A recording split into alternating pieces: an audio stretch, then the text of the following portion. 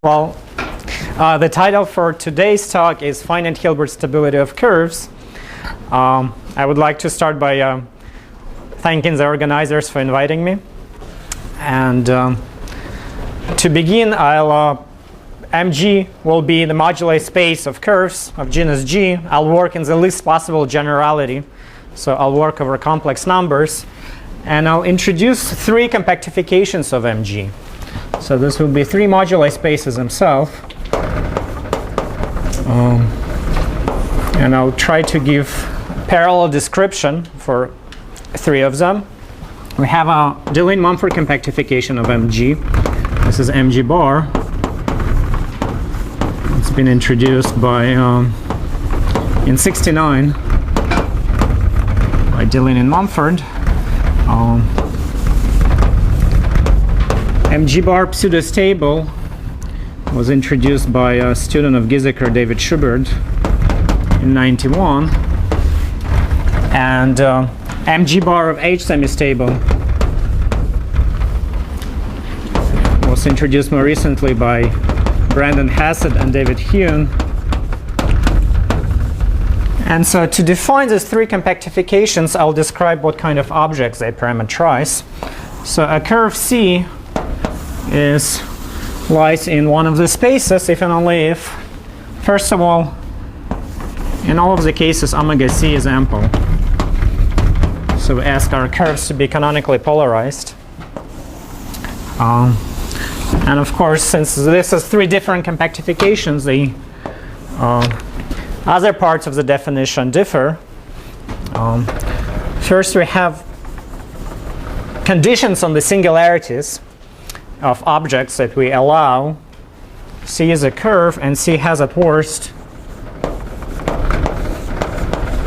not all singularities. In the case of Deligne-Mumford compactification, so this has singularities of the form y squared equals x squared. In the case of pseudostable curve, a curve is pseudostable if it has at worst Cospedal singularities. And it's H semistable if it has at worst stack nodes.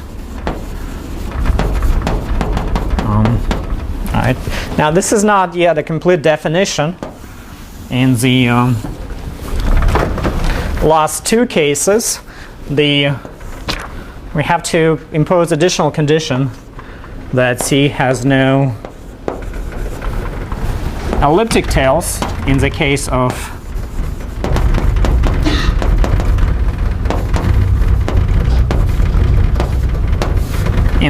of the pseudostable curve. Now, what is an elliptic tail? An elliptic tail is a curve, a Deligne-Mumford stable curve, which looks like a union of a genus G minus 1 and genus 1 component, a nodal union. And since MG pseudostable is a compactification of MG, and it parametrizes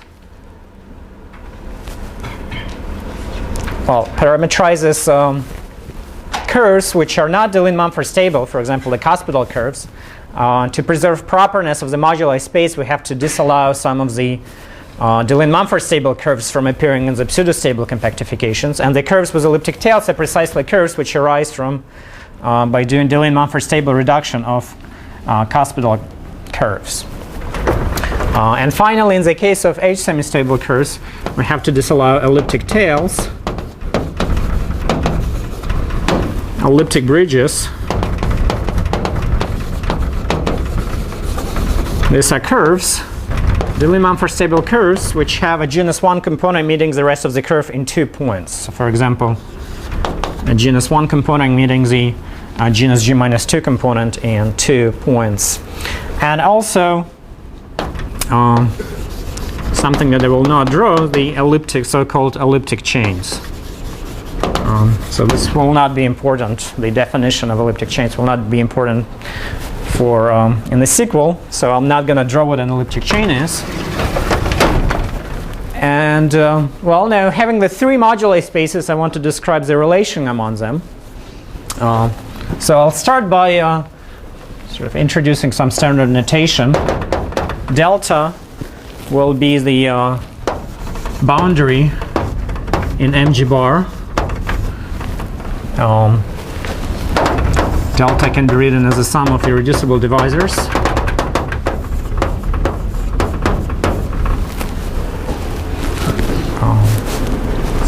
Yes. Genus of curve should be greater than equal to 2? Well, yes. Yes. In fact, if we want to have all of them, we want genus to be at least 3. So let's say the genus is at least 3. Yeah.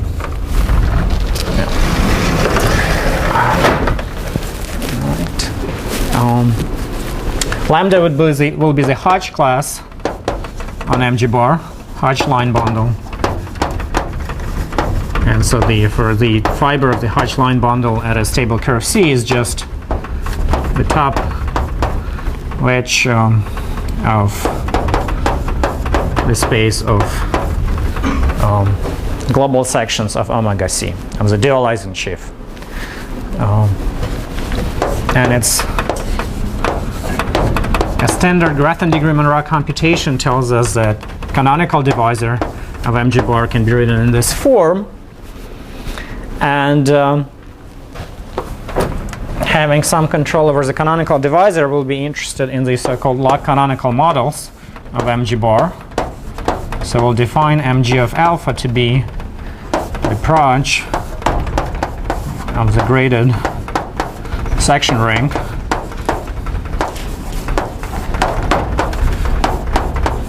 of the divisor k plus alpha delta. Now here alpha will be a rational number in the interval from 0 to 1.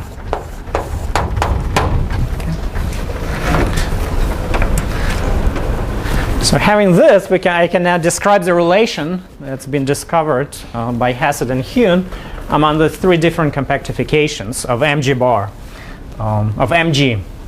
So this is theorem which is due to Hassett and Hune. In a series of 2 papers, they show the following. They show that MG bar of alpha is, okay, well, the first part is really was known before.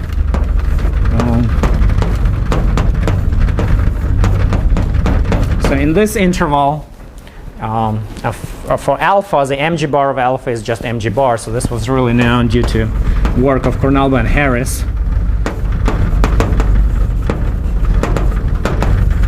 Earlier work. This basically comes from the description of a certain part of the ample cone of MG bar. In their first papers, they described MG pseudostable as a log canonical model. And in their second paper, Hassett and Hune describes the MG H semistable as a log canonical model.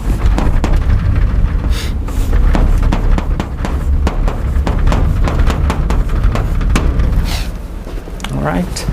And well, moreover, they have a nice description of the rational map between the 3 spaces in question. So let me describe the relationship between these compactifications from the point of view of geometry. Well, the first map is a regular map, and it contracts the boundary divisor delta 1, which is a divisor of curves with elliptic tails. And what it does, it contracts this to a cospedal locus, to the cospedal locus.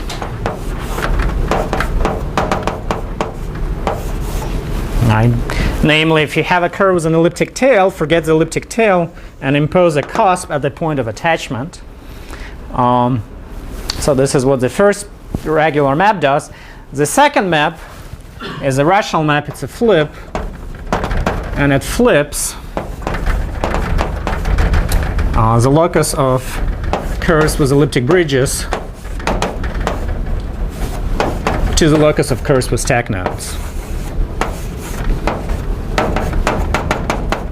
And the way the flip works, it takes a curve with an elliptic bridge, and well, the map is undefined, but the total transform of such a curve is a one-parameter family of all tachnodal curves where we glue the 2 points of attachment of the elliptic bridge into a tach node by choosing the isomorphism of tangent spaces. Flip-based space.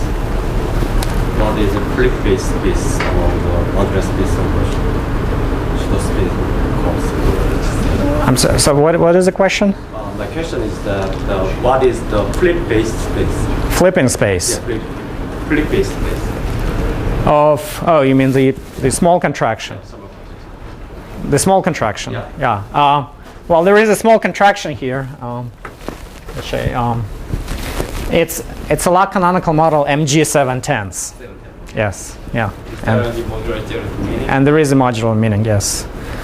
Basically, MG 7/10 would be omega C ample. You have tach nodes, but you disallow only elliptic tails.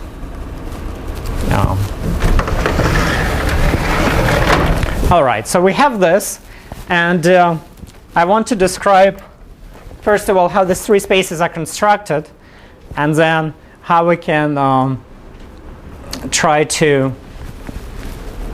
move forward the program started by Hassett and Hume, namely try to describe the next log canonical models of MG bar as moduli spaces. So at this point, I want to say a few words about just GIT. So just to recall some standard terminology. So the GIT preliminaries. So again, I'll work in the least possible generality. So I'll have, let's say, W will be an SLV representation of so it's a representation of a reductive group SLV with some vector space. And I'm going to define three kinds of loci in W. So W is a vector space. I'm going to define the locus of stable points to be the locus of vectors in W minus the origin, such that the orbit of this vector is closed.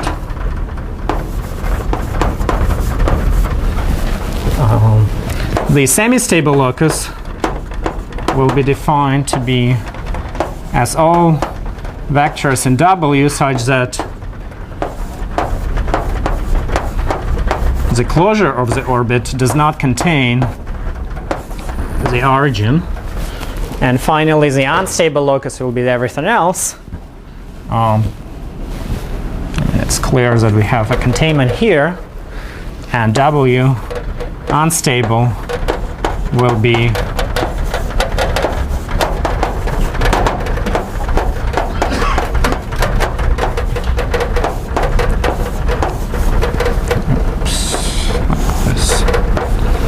all right.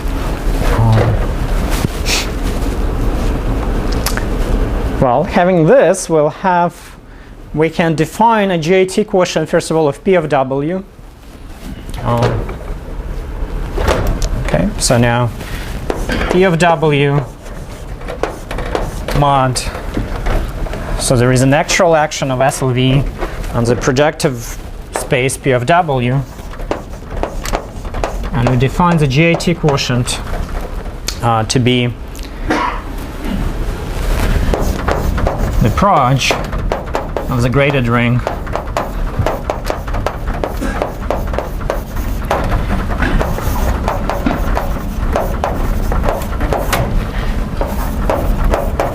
of SLV invariant homogeneous forms on P of W. And so what this will parameterize,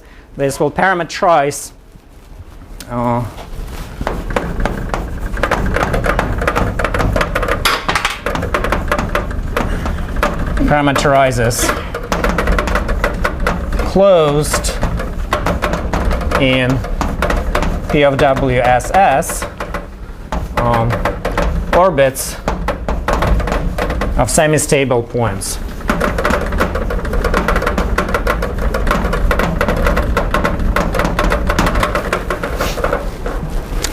All right. So that's the definition of a GIT quotient. And if X is any closed subvariety of P of W, then we can define the GIT quotient of X to be, to be something analogous. We'll look at the SLV invariant sections on X. So it's approach.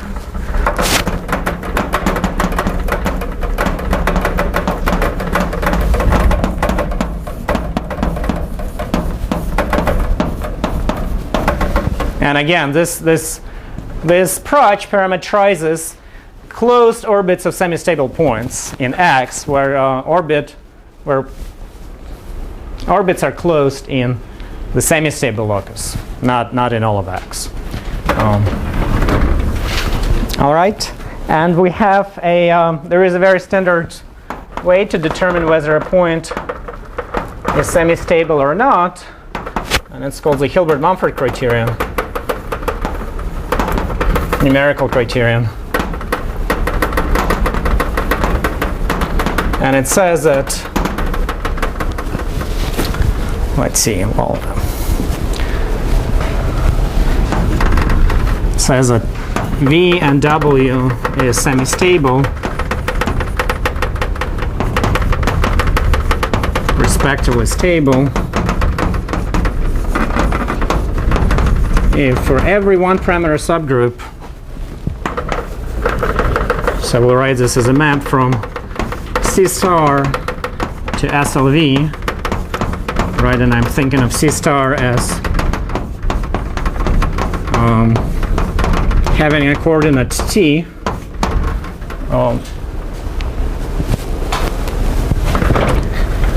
The limit as t goes to 0 of so the orbit, the closure of the orbit of V under the one parameter subgroup is not 0, and respectively for the stable case we want the limit to not exist. So the limit does not exist. All right, so this is a Hilbert-Mumford criterion. And so what it says is the following: if you have one parameter subgroup of SLV, it acts on V, its action on V can be diagonalized, its action on W can be diagonalized, and now a vector is semi-stable, or if it has non-zero coordinates, right, which are diagonalized by this one parameter subgroup. If it has non-zero coordinates of opposite signs, or rather, so it's stable if it has non-zero coordinates of opposite signs, and it's semi-stable if its coordinates are not of the same sign. That is, there is maybe coordinate of weight 0, or it has coordinates of opposite signs. So, all right. And one more, another maybe less standard result from GIT that I will be using is something that I'm going to call the Kempf-Morrison criterion.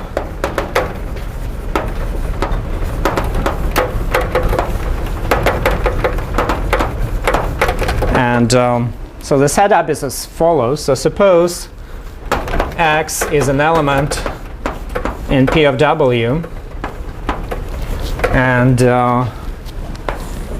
G is in SLV is a reductive subgroup stabilizing X,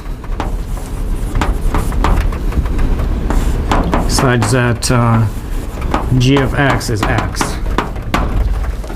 All right, so we have the say automorphous group of X is reductive, and suppose V is a multiplicity free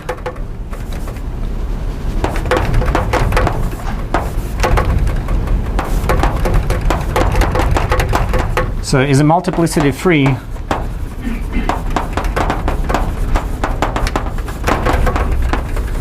G representation.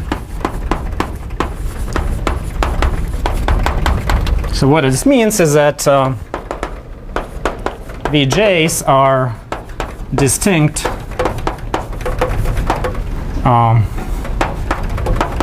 irreducible representations of G.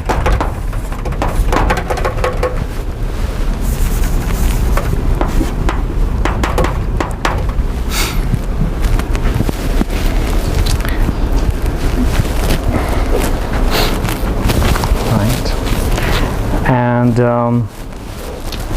we're going to take x1 through xr to be a basis of V compatible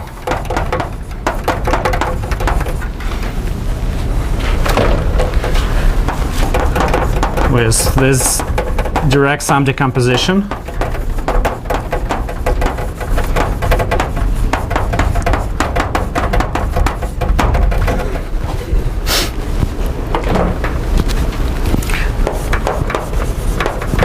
Then X is semi-stable if it is semi-stable with respect to every one-parameter subgroup of SLV acting diagonally.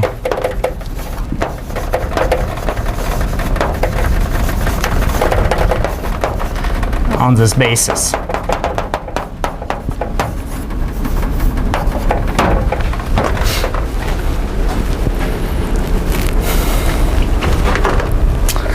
right. I guess I can. Let me give a quick proof of this proposition.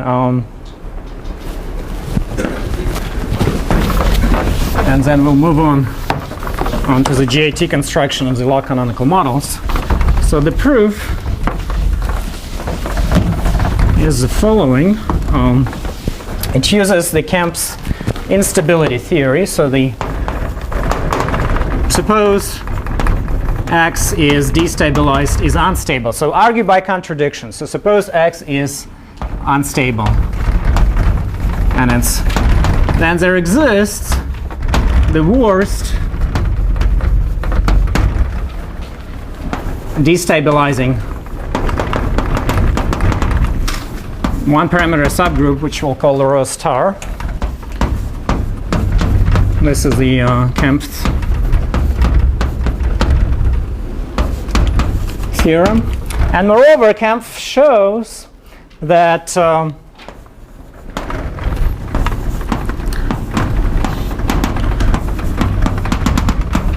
if we look at the associated weight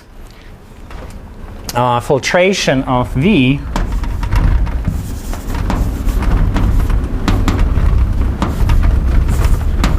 be the associated rho star weight filtration.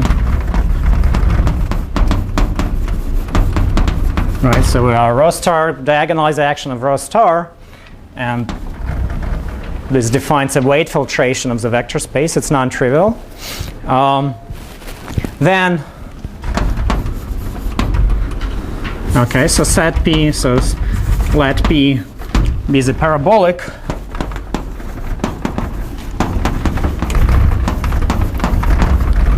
subgroup preserving this filtration.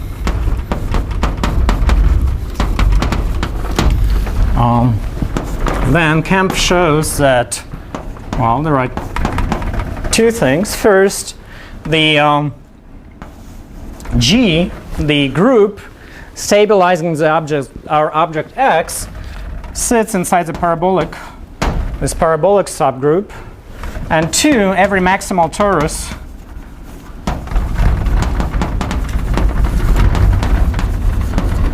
of SLV of P contains a conjugate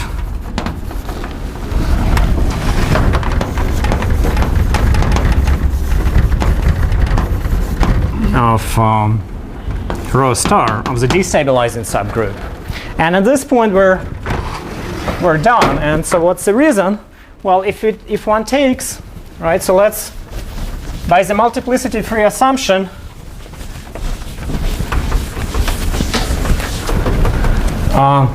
each ui is a direct sum of some copies of some vj's. In particular,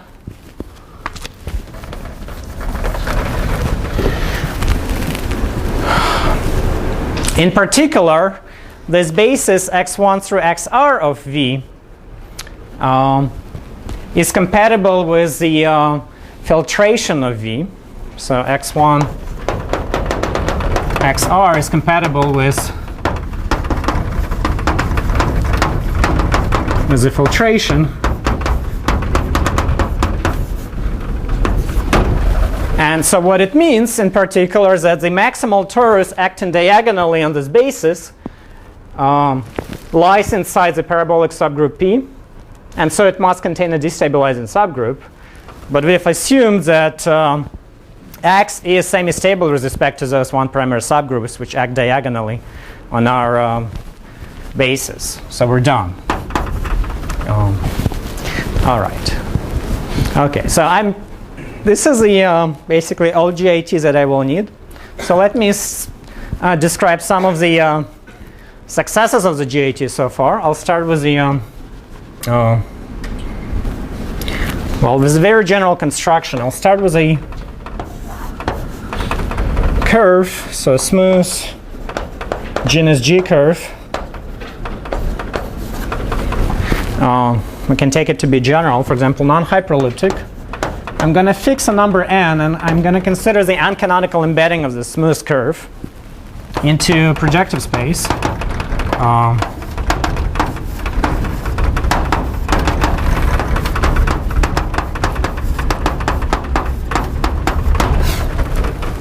right. To such a curve, we're going to associate. So, definition. Now, take an integer m, at least 2. The m's Hilbert point of C is the following object.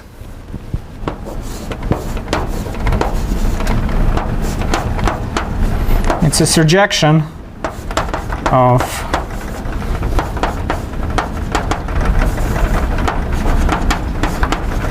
the space of homogeneous hypersurfaces of degree m hypersurfaces in PR-1 onto the the restrictions of them to the curve C. This is surjective in general by the Max-Noether theorem on projective normality of canonical curves. So this is surjective. And this object sits in a Grassmannian, naturally. So this sits in the Grassmannian of 2n m minus 1 times g minus 1 dimensional quotients of this vector space. All right, so we have a Grassmannian in which the m's Hilbert point sits. All right, and so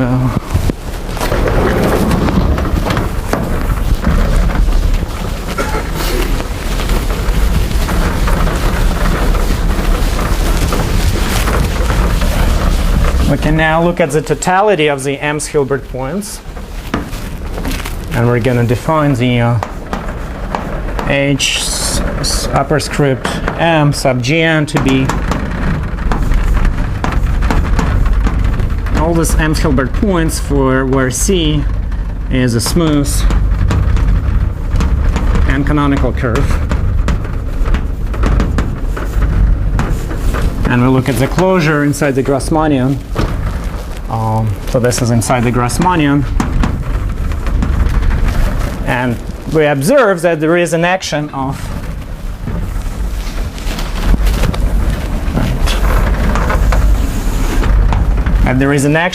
natural action of SLR on the Grassmannian, and in particular on this closed subvariety of the Grassmannian. Now, to connect this construction with something more familiar, let me just say that if M is very large,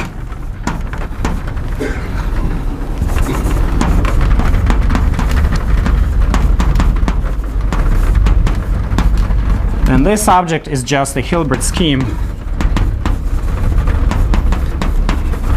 of n-canonical curves.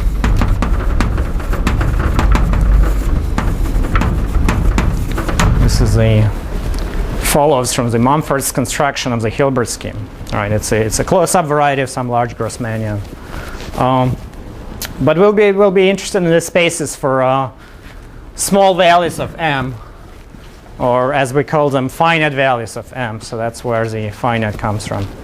All right, and now, so what is the? Well, we'll be interested in the quotient, the GIT quotient of this space by SLR, and let me observe that the orbits, generic orbits of this SLR action, precisely correspond to abstract isomorphism classes of smooth and canonical curves. So generically, this is a moduli space of abstract curves, but on the boundary, the behavior on the boundary is less understood. Okay. So let me see what. Well, the successes of the GIT so far are as follows. If we take n to be at least 5 and m very large,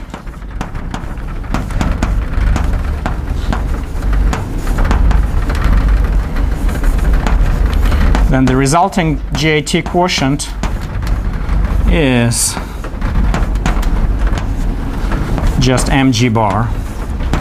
And this is due to Giesecke in early 80s. Let's say 82.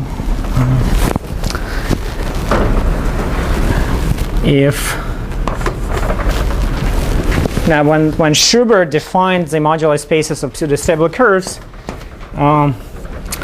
he almost worked in this setup, but not quite. But it's still true that if one takes n to be 3 and m very large, then the resulting GIT quotient is mg of pseudo-stable. So this is Schubert.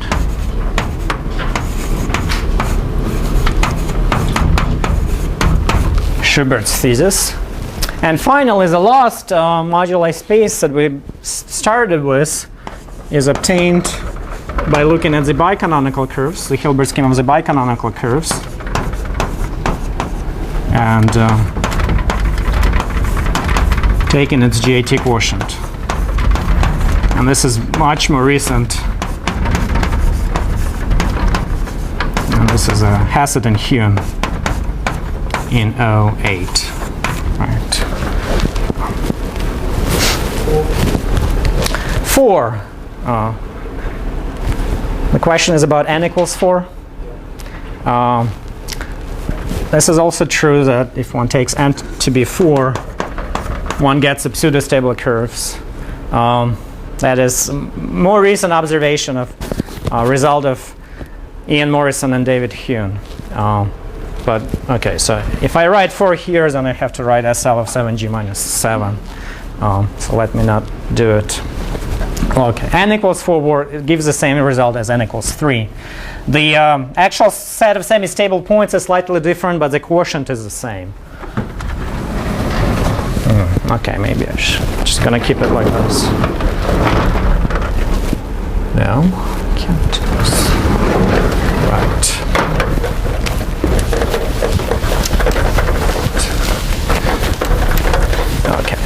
And so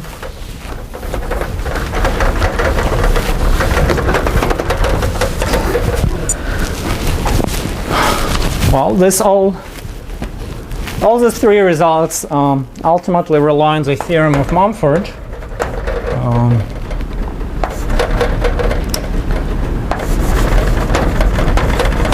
Which goes back to late 70s, which says that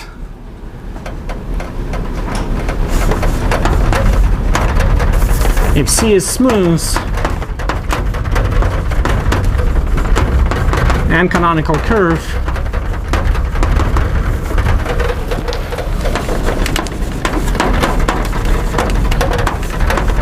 then its M's Hilbert point is stable as long as we take M to be very large. Right. So in particular, this theorem of Mumford says that all the three quotients are compactification of Mg because all smooth curves are two canonically embedded, and so all smooth curves in fact appear in these moduli spaces. All right. Now, well, so if we want to ask the question, well, what about Mg of alpha for alpha less than 7/10 minus epsilon? And well, conjecturally the speculation is that we need M to be small.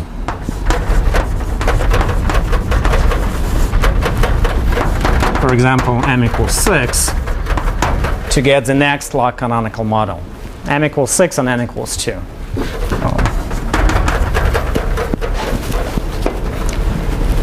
That's a very easy, I guess, the conjecture,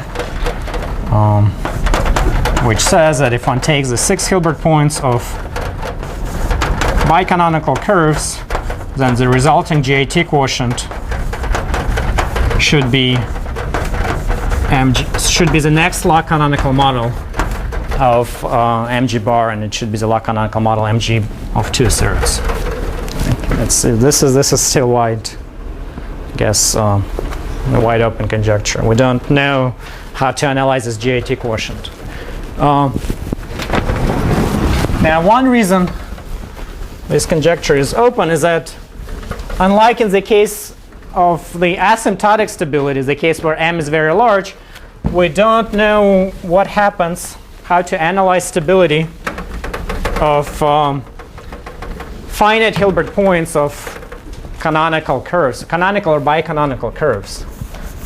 So in fact, the only thing that we know, or well, I mean, to a large extent, this is all that we know.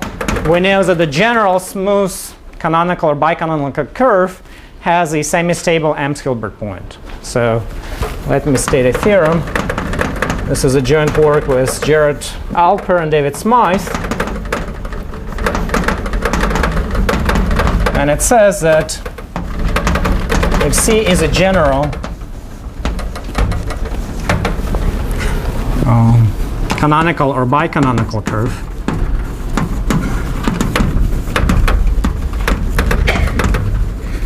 then the M's Hilbert point of C is semi-stable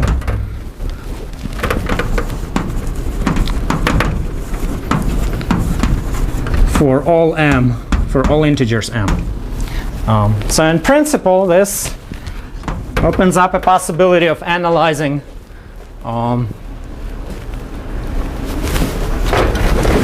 these GIT quotients for small values of M. Right? I mean, the theorem says that this GIT quotient is at least non-empty. And so what in the remaining time, I want to describe the proof of this theorem.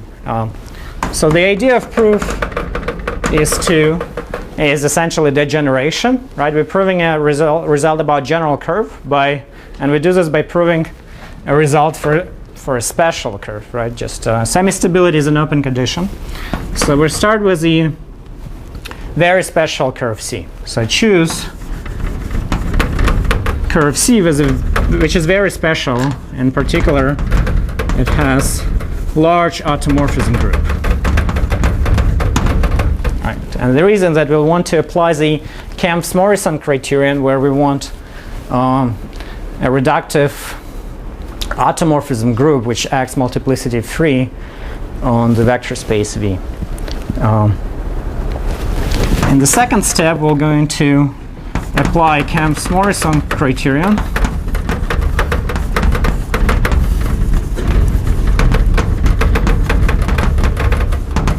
And in the last step, we're going to apply the numerical criterion.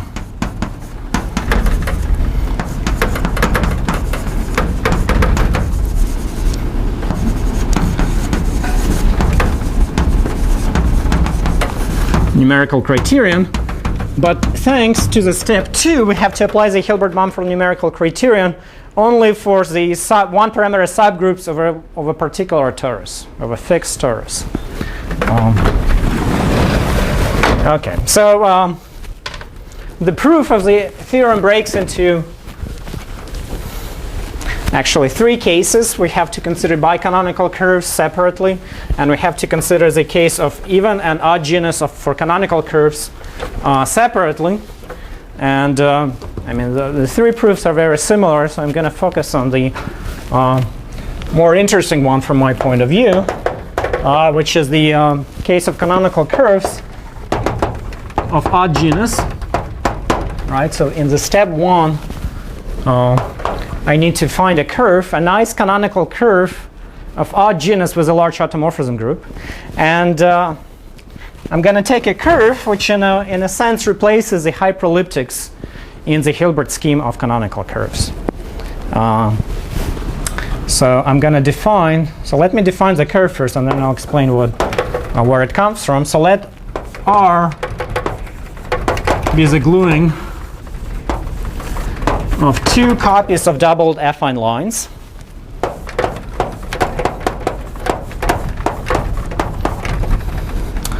And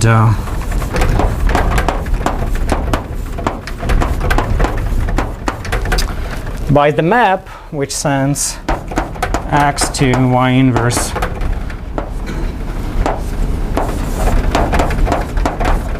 so here the k is the same k as in the genus.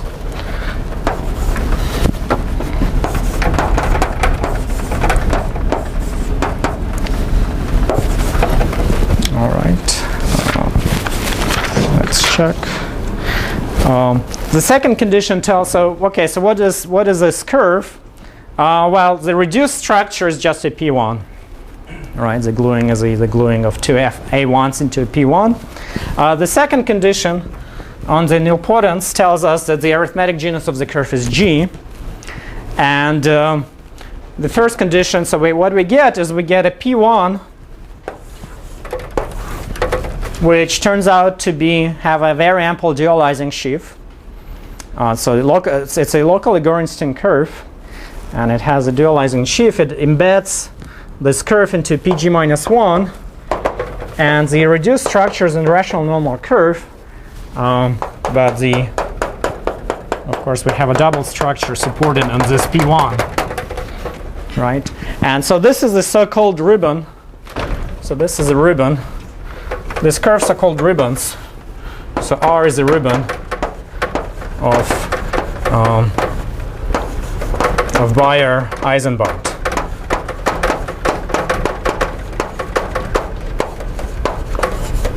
And this is 95. And so what ribbons are, canonical ribbons, are flat limits of smooth canonical curves in families where the fiber degenerates to the hyperelliptic locus abstractly. Right? So if you have a family of abstract curves degenerating to the hyperelliptic curve, then the embedding of this family under some conditions has a flat limit, a ribbon. And so we take a very special ribbon. Ribbons are of genus G, are parametrized by degree G-3 binary forms. And we can think of them as G minus 3 points on the P1, and this particular ribbon corresponds to a homogeneous form with 2 zeros of multiplicities k minus 1. Right? So it's a PGL2 strictly semi-stable point in the space of the homogeneous G minus 3 forms in 2 variables. Okay. All right. Okay. All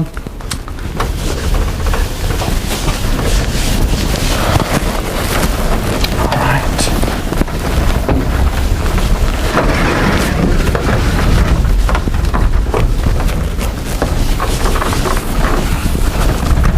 To analyze. Now, the second step, we have to apply the Kamps-Morrison criterion. So the reason we can apply the Kamps-Morrison criterion is this.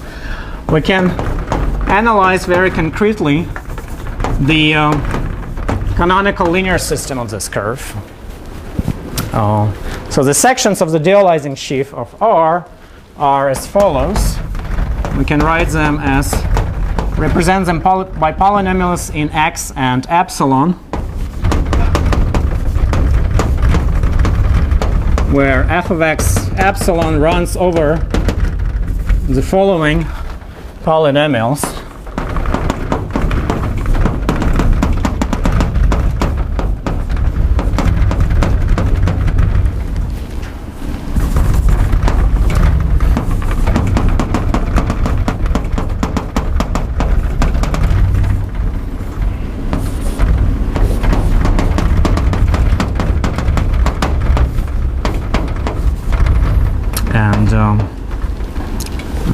And the last one is x to the 2k.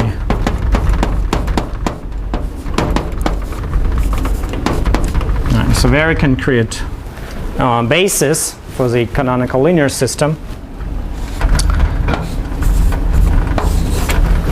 And in particular, yes? Epsilon squared, I thought epsilon squared is 0. Yeah, well, that's right. Well, its epsilon square is 0.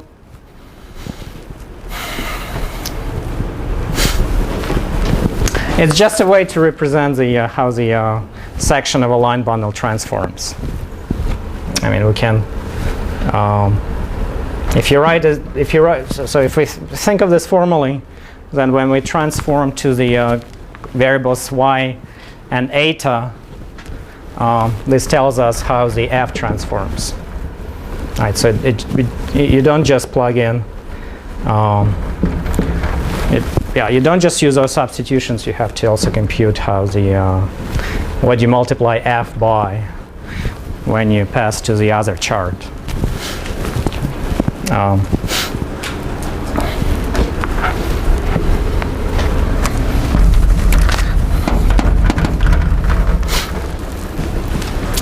Okay.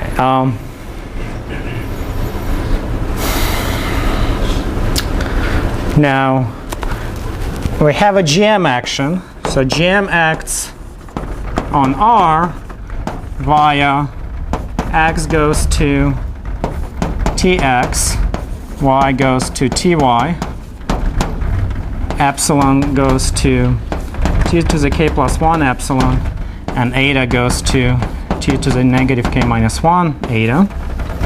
And under this action, GM acts on our distinguished basis of the canonical linear systems with weights negative k minus 1, negative 1, 0, 1. So distinct weights. So the action is multiplicity free. So the H naught breaks into the G distinct representations of GM, right? Distinct characters. And so the Kamps-Morrison theorem criterion applies. So suffices to prove stability. So suffices to prove stability or semi-stability with respect to one parameter subgroups, rho acting diagonally on this basis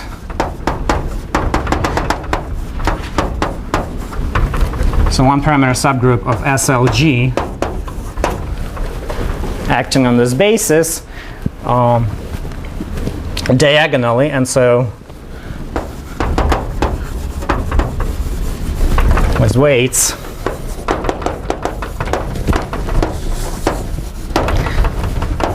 A naught, A2k, and so here's the sum of the weights is 0. And so we have to, well, to do this, we're going to apply the Hilbert-Mumford numerical criterion. And for that, we need to understand what as the coordinates of the Hilbert point diagonalizing the action of a one parameter subgroup here. The one parameter subgroup rho. So suppose we have such a rho, then a Hilbert point of the ribbon lies in the Grassmannian, and Grassmannian is embedded into projective space using Plücker embedding. So now the action we have the action of rho on Plücker coordinates can be diagonalized. So the Plücker coordinates diagonalizing Plücker coordinates of the Am's-Hilbert point diagonalizing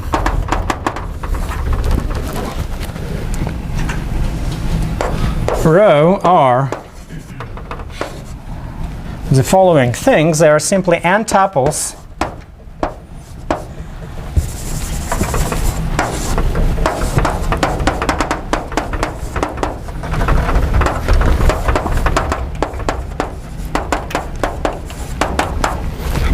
n-tuples where n is a dimension of omega h naught of omega m, and where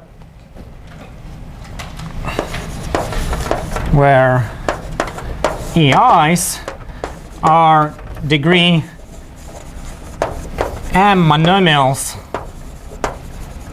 in variables omega j's. So we have this distinguished basis given by omega j's of the vector space, and the Plücker coordinates of the Hilbert point correspond to simply n-tuples of this degree m monomials in the distinguished coordinates. And so we're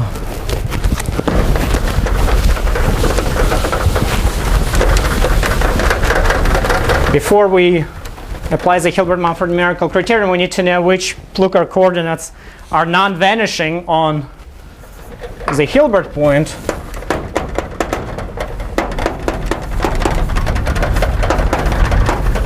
So the Plücker coordinate given by an n-tuple of such monomials is non-zero on Rm if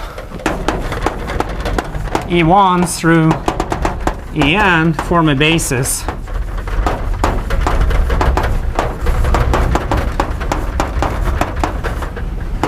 of this vector space, the global sections of the m's power of omega. And so, all right, so to prove the stability with respect to one parameter subgroup, we need to find a Plücker coordinate. We have to find Plücker coordinates which are non-zero at the Am's-Hilbert point of the ribbon and which have opposite sign. And I'm going to do it in a very special case of m equals 2, because this can be done by hint in this case. And so what we're going to do, we're going to introduce two Plücker coordinates. I'm going to introduce B plus to be the following set of 3g minus 3 monomials.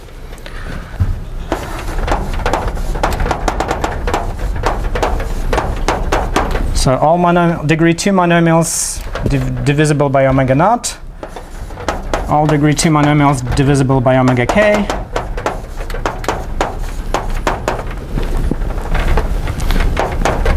And all degree 2 monomials divisible by omega 2k. Right, so there are 3g minus 3 quadratic monomials.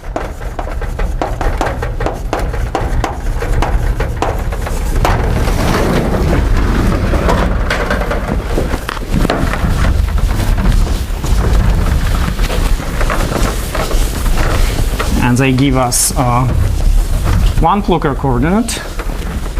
And we're going to look at the B inverse, B minus, to be another set of 3g minus 3 quadratic monomials, namely, well, let's look at all squares. Let's look at all almost balanced monomials.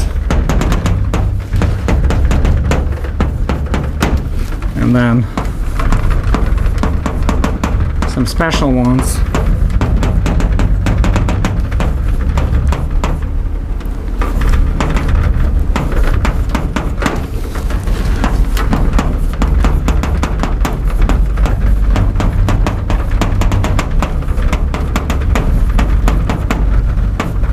So again, there are 3g minus 3 of them. And so it's not hard to check that B minus and B plus form a basis of H naught of omega 2. Right, it's just a computation in polynomials in x and epsilon. Write each monomial in terms of x and epsilon and check that they are linearly independent. And that's one key fact. And what it says is this two, the corresponding Plucker coordinates of R of 2 of the second Hilbert point are non-vanishing. And the proof is finished by the computation where we compute the weight of the row weight of B plus. Right. And this turns out to be G minus 2 times this number. Simply look at the B plus and add up all the weights of all quadratic monomials. Right? The weight of omega I is AI. The sum of AI is 0. Do a simple computation and get this answer. And on the other hand, the row weight of the Plucker coordinate associated to B inverse can be easily computed to be negative 2 of the sum of these three weights. And this have opposite, always have opposite sign. And as a result, the Hilbert point R2 is semi-stable with respect to rho. And by the Kempf-Morrison criterion, this is all that we need.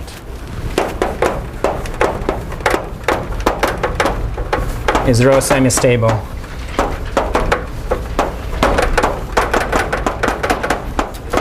And we're done.